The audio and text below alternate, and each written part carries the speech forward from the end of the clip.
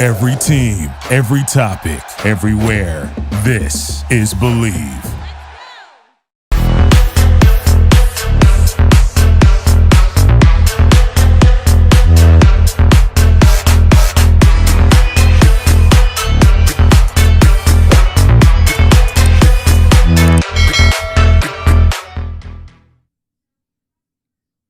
Hello and welcome to another edition of the Hoosier Football Tailgate right here on the Believe Network. I am the coach Shannon Griffith, and welcome to all those that are joining this live broadcast.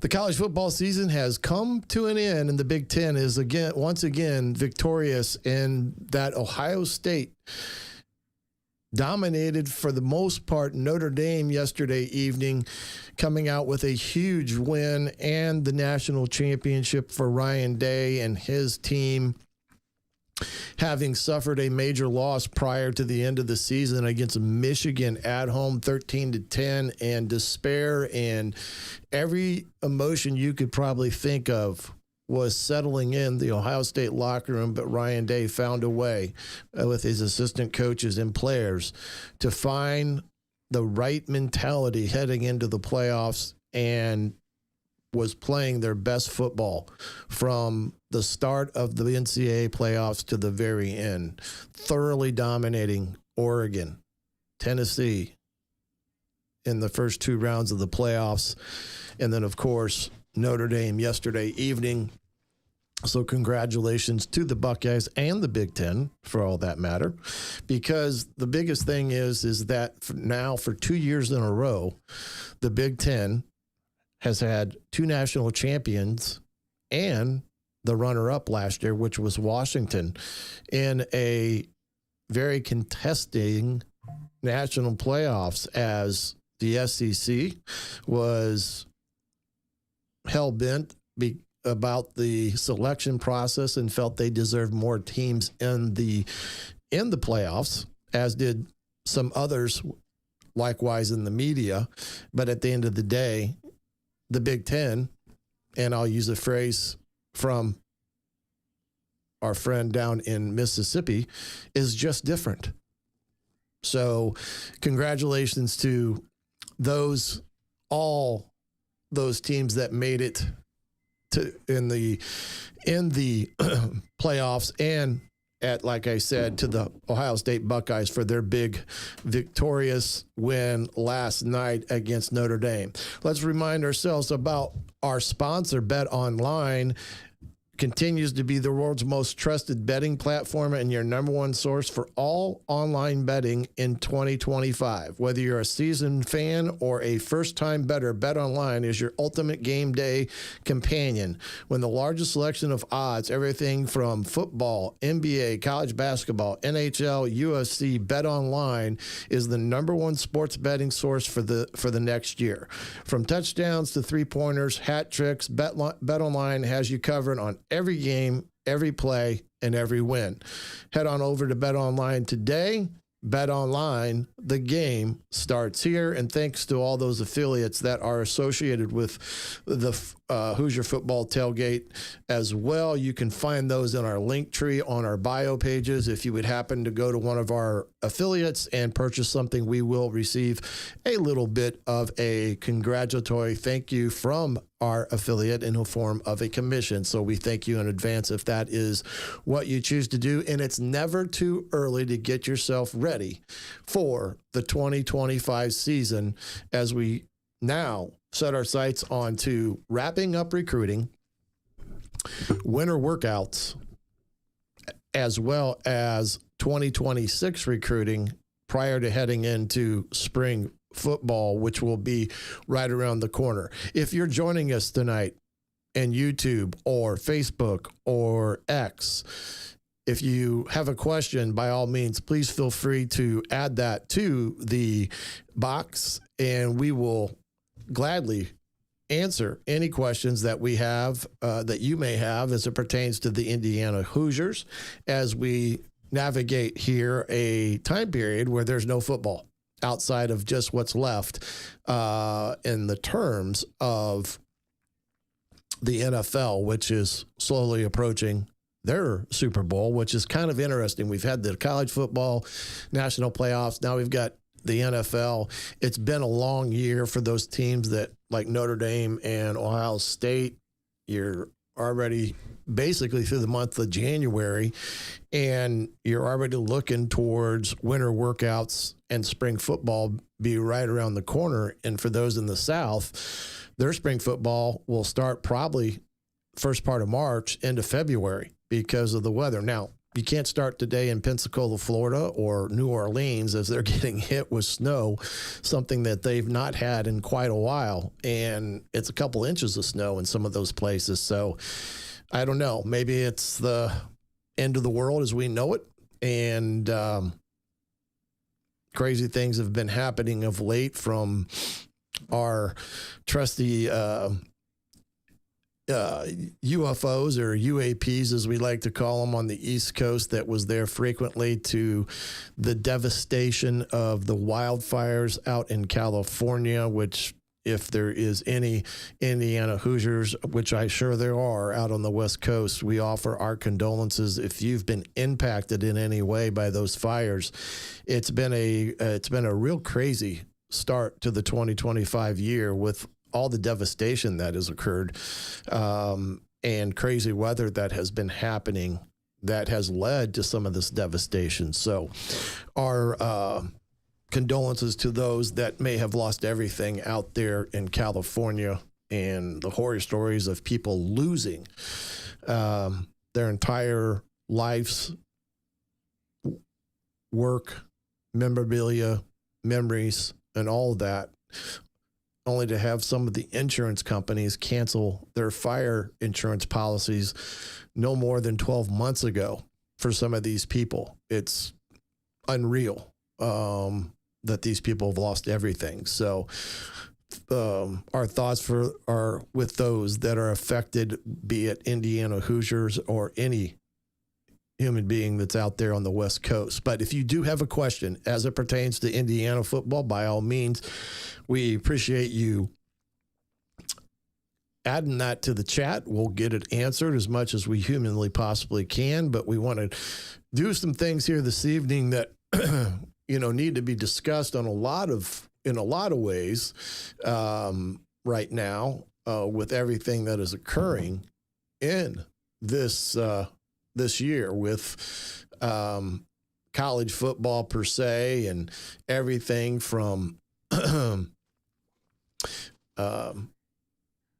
what now will be taking place with everything that the year is completed. There will be a lot of things that needs to be addressed as we go through, which we were hoping for a very, I guess you could say, simplistic of time period as we go along here. But as you can see, it's not going to be all that easy. We'll get to some of the craziness that kind of came out of the waning days of the Biden administration, and some of the things that were dropped at the feet of the NCAA and all the members' institutions. We'll get the chance to talk about that here in a second. Yes, Indiana added a couple more Hoosiers via the portal here of late, and honestly, it's been a very productive year in that regard for Indiana. Bringing that up here of the two young men that kind of committed here of late after everything.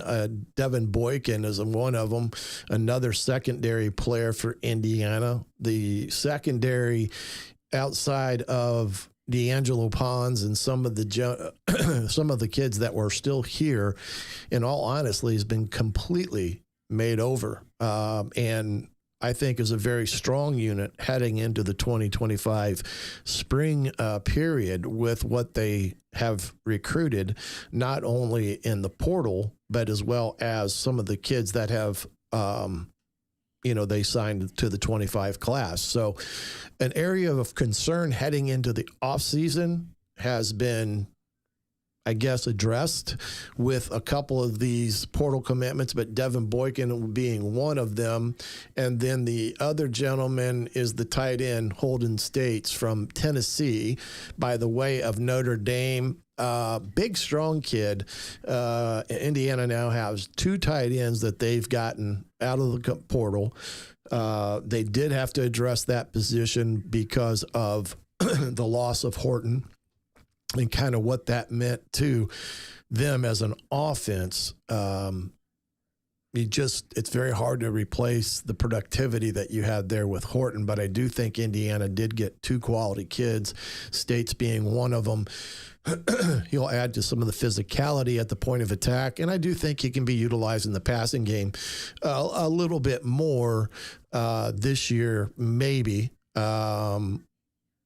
We'll just have to wait and see what that all evolves into. But Indiana was able to get those 2 commitments out of the portal here of late, and are, I think, heading into a very good positioning heading into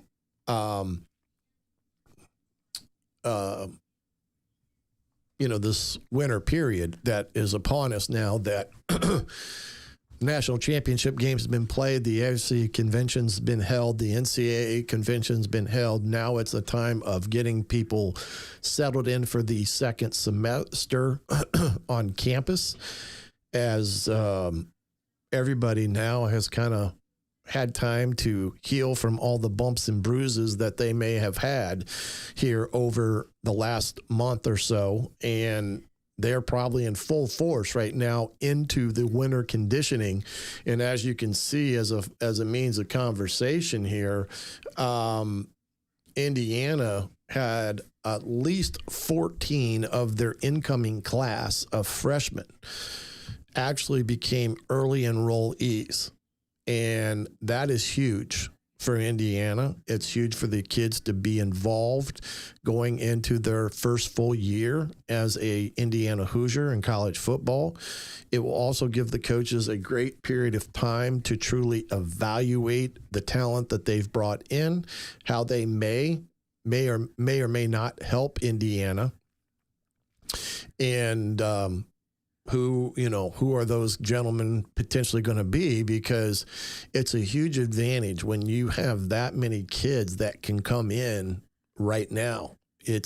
I've never seen 14 kids early enrollees. I know that you may get 2 or 3. Most kids want to enjoy their senior year, especially the final semester, with all the things that are going on with whatever it may be. Some of them may be playing, different sports, wrestling or basketball. So for Indiana to have 14 of these young men come in, it's a huge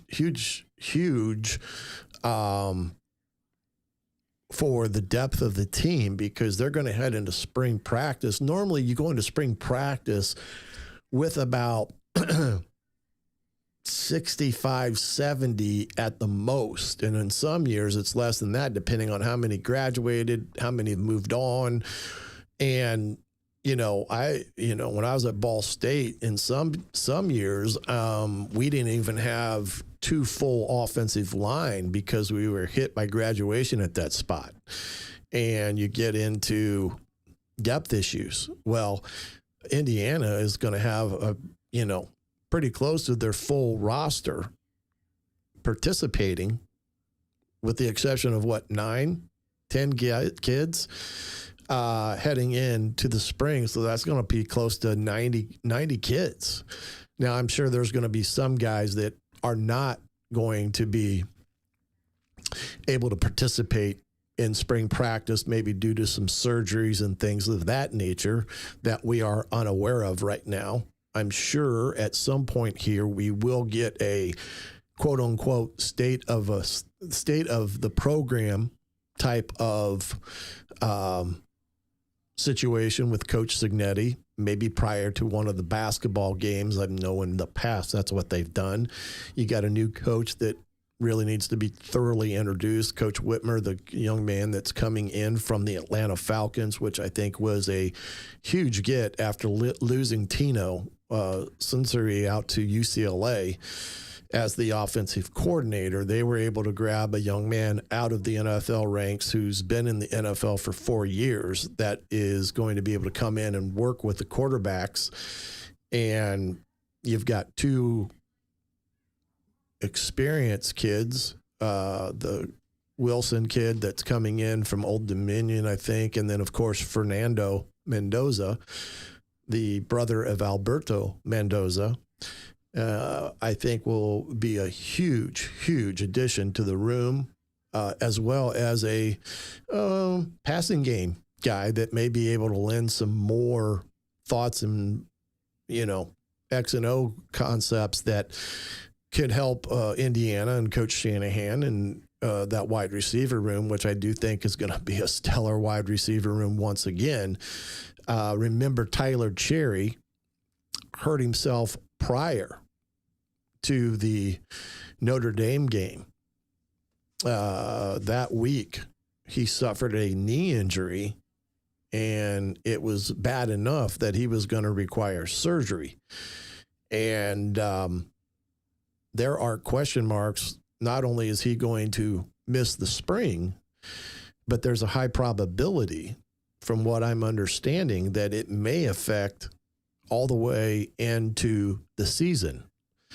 So he could miss a critical spring for him as well as the fall because of this knee injury, which I hate to see a kid get something like this. It's very, it can be very devastating to a young man, especially recovering and not being able to participate. I throw my son into that equation when he was had battled back from the accident that he had his freshman season, being caught in a rip current, and we almost lost him. But he was infected and impacted by that accident, especially in his lungs, and battled back to get himself into the wide receiver rotation, only to go to Penn State and blew out his knee in a devastation fashion. And I remember the doctor telling me the type of injury he received was something that they would normally see in a car accident, not something they would see on the field. But he ultimately damaged the nerve that runs down to his foot. He has permanent drop foot, and his career was over and devastating for him. And, it's a devastating at any time a young man is injured, because their hopes of coming back is what drives them.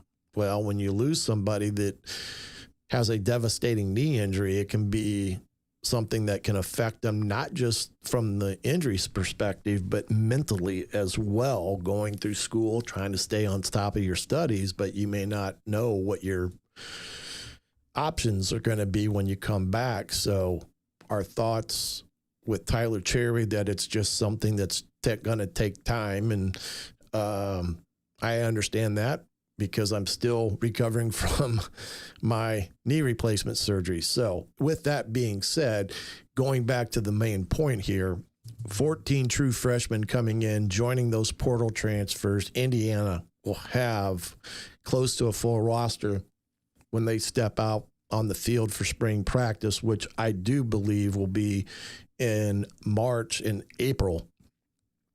That has not been announced. There has not been any dates announced, but I'm just guessing based upon last year, it was a March, April type of thing. But very, very promising for Indiana in that regard. The other interesting thing that came today, and I'm going to see if I can get this up here real quick, is the top 10 from the AP came out. And, okay, look, I did it. Look at me getting tech savvy. Holy crap. This is scary. And I do apologize not being able to go the other night because of internet issues, which I'm still not over. And hopefully it's going to last tonight and I can get this rectified because I'm going nuts with it. The AP 25 came out today as we talked about the ending of the national championship game there. And as you can see, Indiana did receive a top 10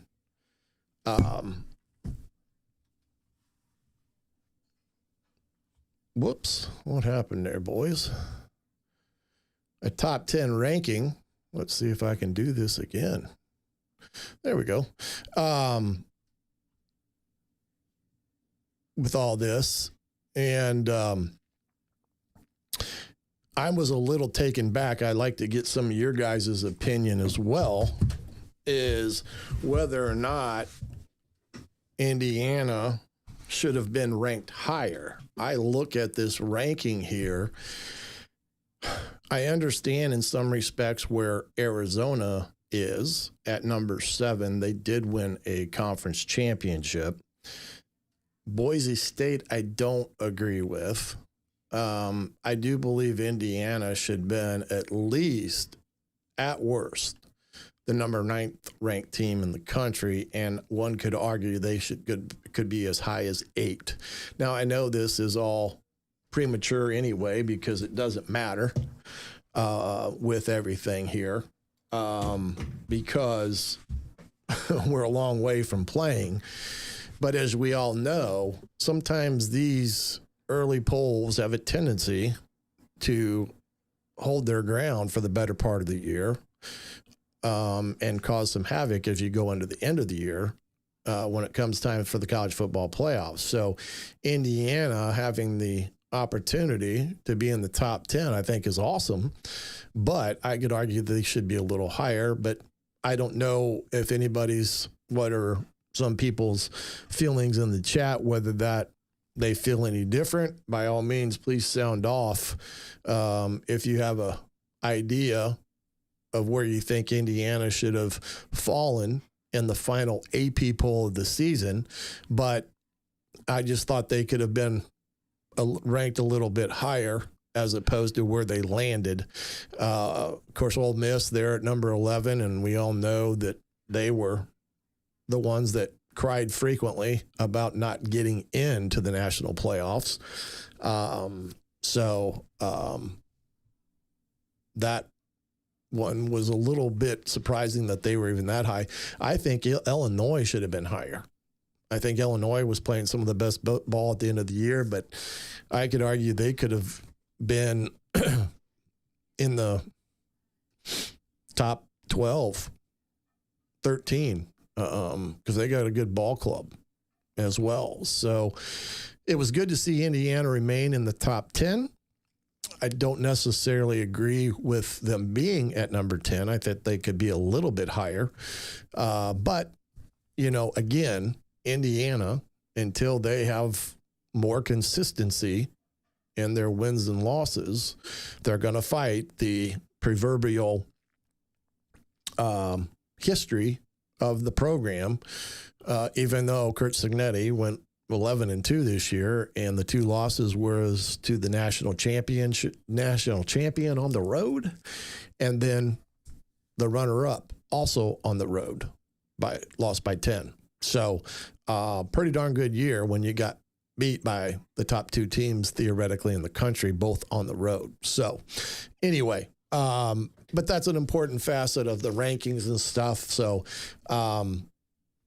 it is what it is with that. But if you got an opinion one way or the other, by all means, please shout it out in the chat, and like to get other people's perception on the AP poll. And we've talked ad nauseum about the AP poll, and in some ways it's kind of a disregarded poll in today's world, but at the same time, it's still there. It still gets published and people see it. So it still holds some weight. It holds a weight in recruiting with kids that coaches can say, hey, look, we're a top 10 program voted on by sports writers across the country. So it does play a part in the recruiting game. From that standpoint, opens the doors to opportunities that Indiana may not have with some of the kids that they are trying to recruit here in the 2026 class.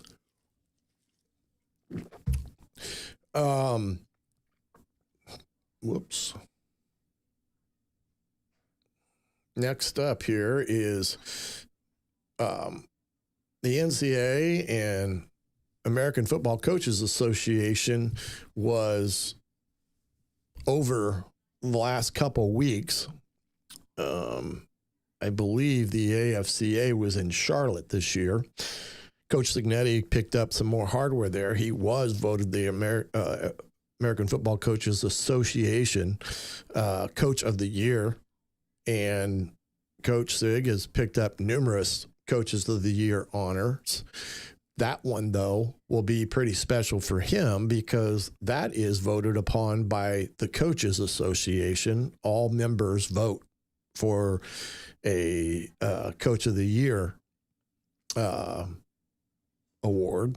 So it carries a little bit more weight being recognized by your peers for what you've done and how you go about your business. He was a featured speaker as well down at the convention, which, again, these things don't happen because, they're just drawing names out of the hat. It's done because he's had success at multitude of places, but the year that Indiana has made them very attractive in terms of the road circuit by going out and speaking and things of that nature. And they will probably, when the other conventions start up, big one is the night convention that's all over the country where it's, a learning opportunity, but coaches speak at those, and I'm sure Indiana will be well represented.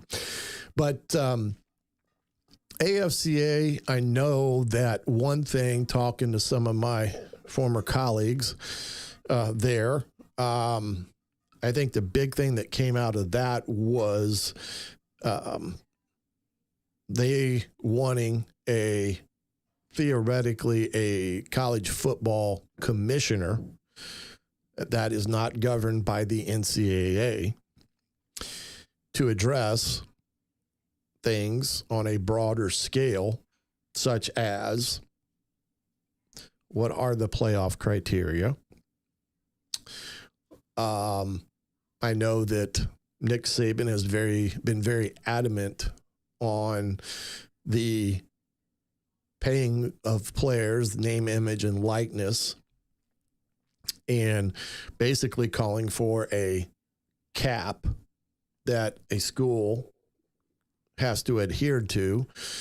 As he was stating, it does create a uneven playing field when you have somebody, let's say Ohio State, for instance, that's paying $20 million for guys in the portal to lure them to Ohio State, but you have another team that's only able to pay $2 million.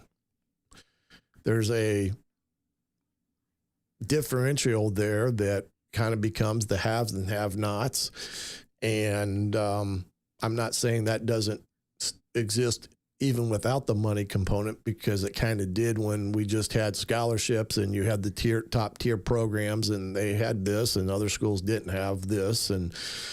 But I know there's a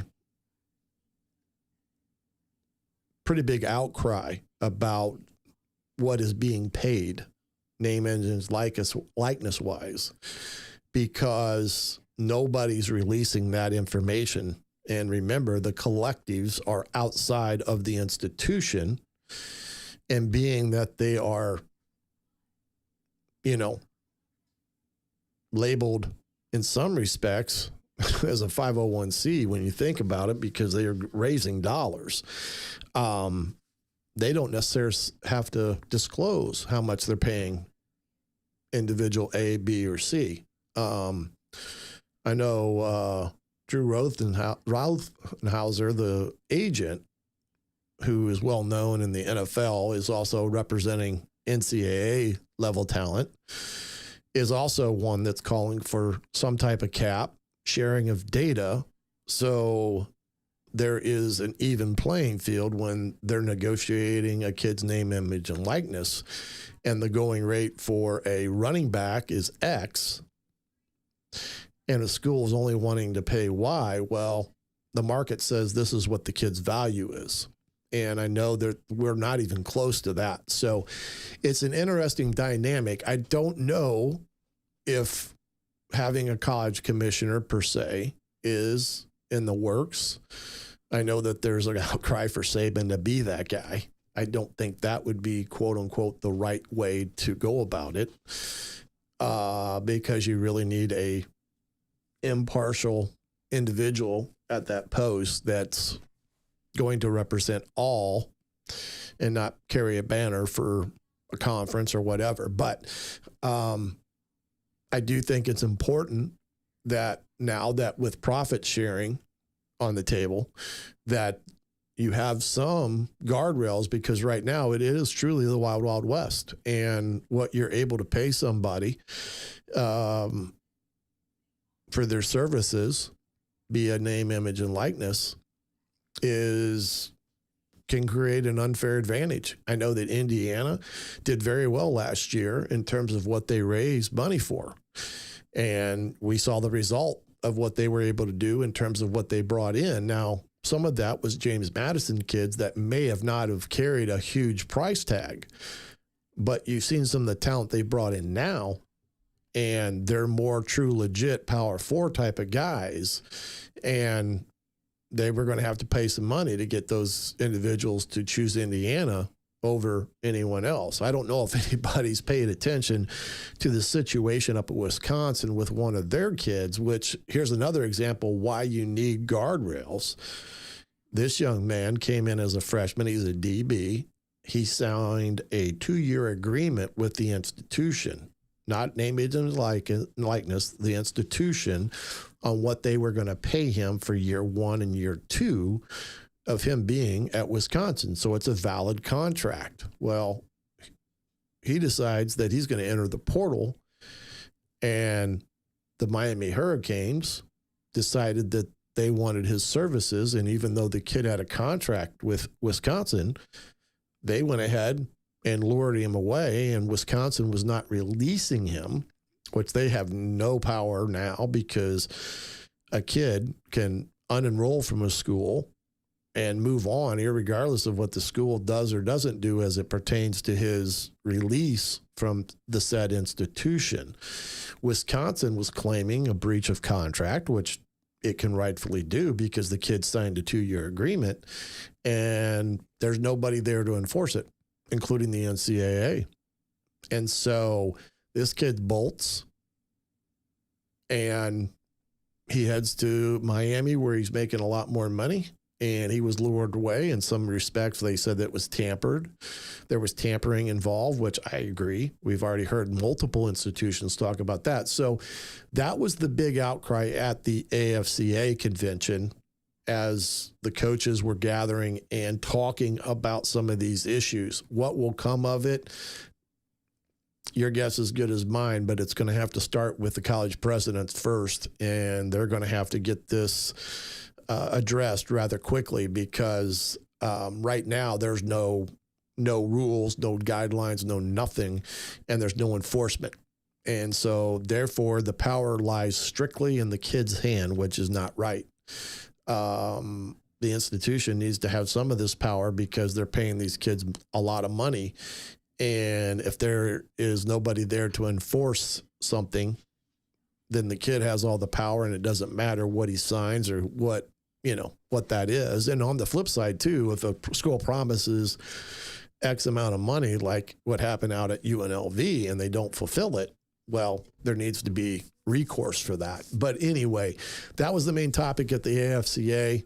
They did suggest, or there was not an outcry, but a pretty good representation of wanting Nick Saban to be the individual that would be the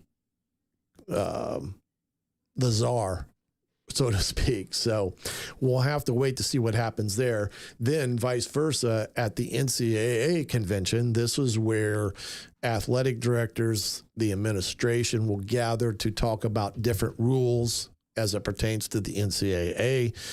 This year, the big discussion, of course, was the settlement that was in the process of being ratified, and how that was all going to impact each and every school. Now, remember, the initial number was like $20 million, of which 80% of that those dollars was going to go to the football programs at these institutions.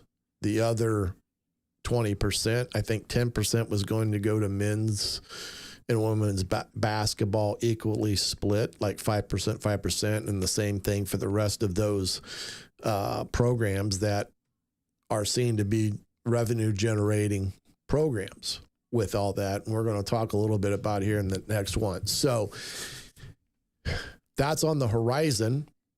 That is going to be what the agreement was when this lawsuit came into play. And now with collective bargaining per se, the TV contracts and things of that magnitude, the schools are going to be given a $20 million budget line moving forward that will probably increase each and every year. And now this is where you get into, and if you paid attention, you've got college athletes now wanting to unionize because they want a seat at the table when it comes to collective bargaining.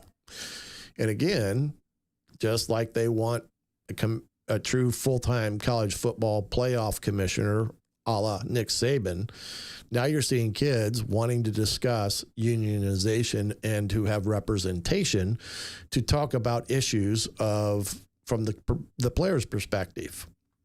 Again, we're starting to get into an arena where there's starting to become a lot of different points being raised that are going to ultimately have to be addressed. But that was the big talking point at the NCAA convention.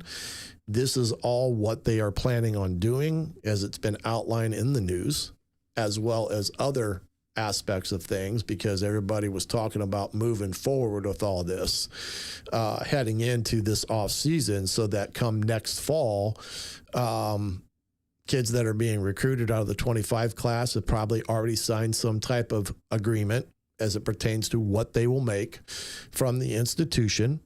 And then outside of that, a la Hoosier Connect, they will make whatever they'll make from name, image, and likeness. Now, one thing to say, name, image, and likeness, you always think, well, it goes to the star player. That person is going to be the one that makes the most. The reality of the matter is it really goes back to some of how many followers a kid has and whatever other deals they make with other entities. Let's just say Adidas or Nike or other ones. There was an article in the paper, this walk-on at Ohio State, who was dismissed prior to the national championship game. He was a well-known influencer. And for a kid that was a walk-on, he had a lot of name, image, and likeness deals because he had a ton of followers on TikTok, Instagram, and so forth. And he was probably one of the higher paid players at Ohio State when it came to what he was able to do side hustling to get endorsements and things of that nature. So remember, name, image, and likeness with the collectives is one thing, but the kids can go out and do other things with different entities and businesses where they can get paid to be a representation of a clothing line or a drink, all those things. So it can be rather head spinning when you're trying to figure out what a kid is making from an NIL deal, because that in some respects is a little bit more private in nature and you may not know. But when a kid signs and gets something from the collective bargaining agreement and you got 90 players that's going to partake in let's say what they get, $12 million to distribute, then you're going to have a pretty good idea what a kid, was going to make. It was some incentives that will probably go along with their productivity, with they play, maybe some academic requirements for things, just like a coach would have. So that will be the important facet of what we've got moving forward with all this. Now let's move into the more meat of the matter, as I don't want to sit here and necessarily bog down with the conversation as it pertains to all this, because the outgoing administration, let's see if I can move the highlights.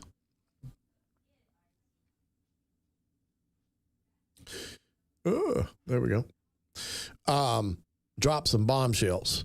And we're going to talk about that here with the Biden administration, of kind of what all happened here.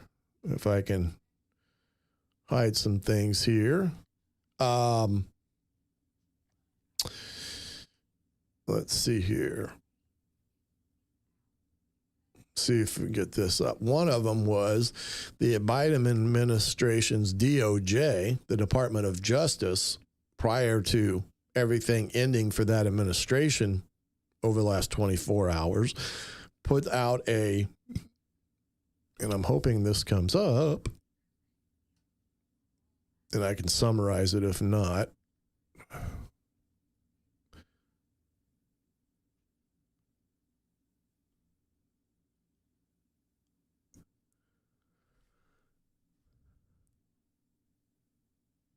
And doesn't look like it wants to come up.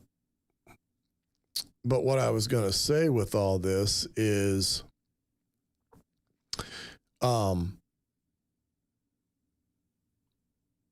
prior to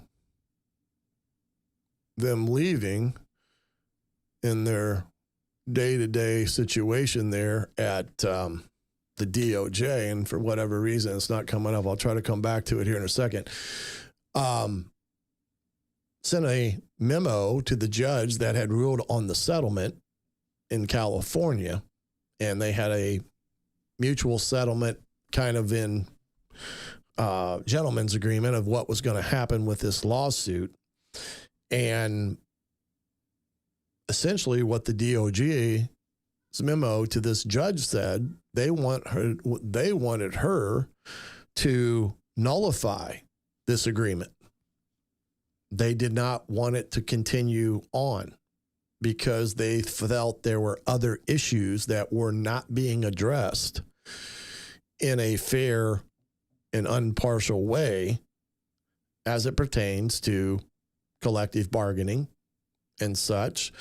And if she was not willing to dismiss it, they wanted certain things that they had to outline to the judge that were going to have to be addressed one way or another. Otherwise, it would jeopardize the ruling that a kid couldn't, down the road 2 years sue, and we're back in the same old thing. So this thing got real muddy real quick as it pertains to the Biden DOJ stepping in and saying and wanting this judge in California to nullify the agreement, which she could take under advisement and do so. And if that happens, they're back to square zero and they're going to court then. Then this is going to proceed to trial, which would ultimately jeopardizes the NCAA's ability to function because they've already been told that they wouldn't win at trial. They were going to have to forfeit billions of dollars. And if that happens, the NCAA has already said that they would be bankrupt and therefore non-existent.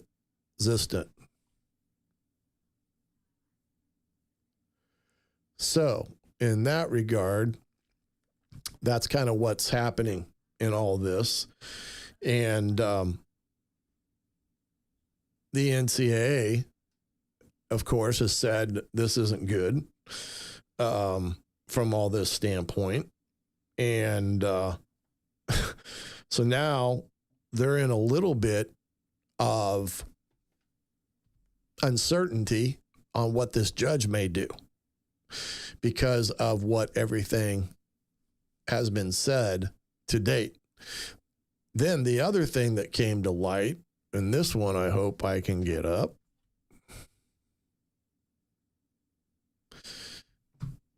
It is a,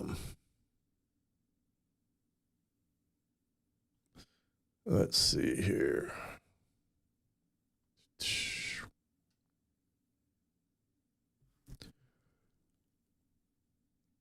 Yeah, this one's not going to come up either, I don't think.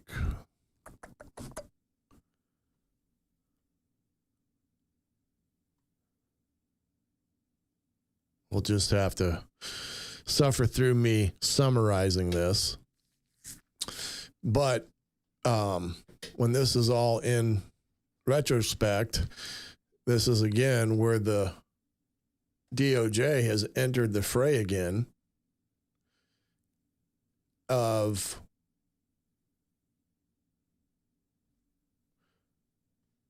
coming up with not only their suggestion on the one ruling as it pertains to the settlement, but now they've also entered the fray, and the Department of Education has entered the fray on Title IX. And they issued a ruling to the institutions that stated that if money that is coming to the institution in the form of collective bargaining, the distribution of that money must be made equally to women's sports, as you can potentially see. But rather than saying that football's getting 80% of the pie, that may not be able to be done and could ultimately lead to a Title IX lawsuit in terms of how they interpret that. Even though the women's lacrosse team, which is probably non-revenue generating, would theoretically have the right to say if somebody in football is making $1 million, then a women sports individual should also have the right to that $1 million, especially if it's coming from the institution. So as you can see here, things got really ugly really quick with this last minute barrage from the DOJ and the Department of Education in regards to this settlement that this judge had agreed on the initial framework and how that was going to work. So now all of a sudden, things are backed to zero in some cases as it pertains to this. Now, the institutions, and from everything that I have garnered from my investigative nature, has been that their schools are acting as normal. This isn't going to be a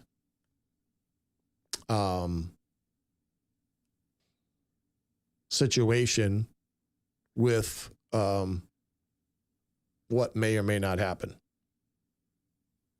So that's what we've got in front of us, and I can tell that my connectivity right now is gone to hell and hazing up in this live stream and things. We're going to cut it short. I will come back hopefully next week with more information with all this. One thing I do want to leave with you, I believe Bryant Haynes will leave for Penn State. That is always a possibility. Until next time, everyone, Coach Shannon Griffith, this has been the Hoosier Football Tailgate.